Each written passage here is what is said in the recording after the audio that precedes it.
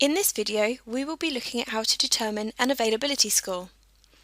We can determine the operational efficiency of a data center by using ACE. This video focuses on the availability score of ACE.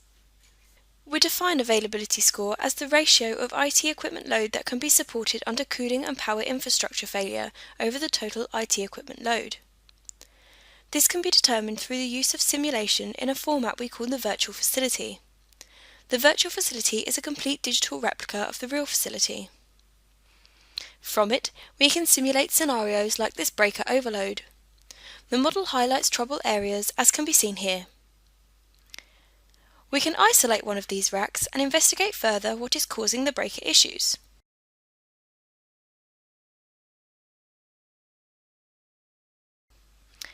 We can pull power connectivity data from any rack in the virtual facility to assess potential issues. Identifying the rack's power network, we can see its power infrastructure.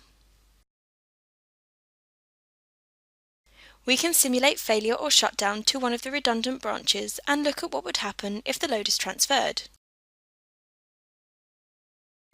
In this case, the transferred current of 35 amps is greater than the breaker limit of 30 amps. These types of conditions lower the availability score. Without going into the details of every situation, the virtual facility highlights all the areas where there are issues and underlines the loss of availability in different areas. In this room, we're looking at 71 kilowatts of lost availability at the power infrastructure level. This is only part of the story. We want to also be able to look at the room from a cooling perspective. By fading out the equipment for clarity, we will investigate the delivery of airflow. The image on the screen shows how much air is being delivered through perforated tiles under normal operation. With simulation technology, we can see how the room is affected when a cooling unit is turned off. With the unit off, the volume of cooling air is reduced throughout the facility. Let's look at how well the room is cooled under these conditions. We can plot each piece of IT equipment based on whether or not it is getting enough cooling. We can isolate one area where the equipment is not getting enough cooling. By plotting the airflow in this area, we can see that all of the air from the perforated tiles is being used.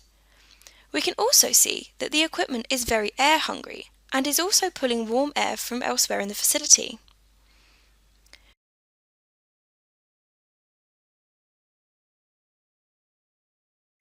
We can repeat this process for any of the other cooling units, and each time a different set of equipment will become in danger.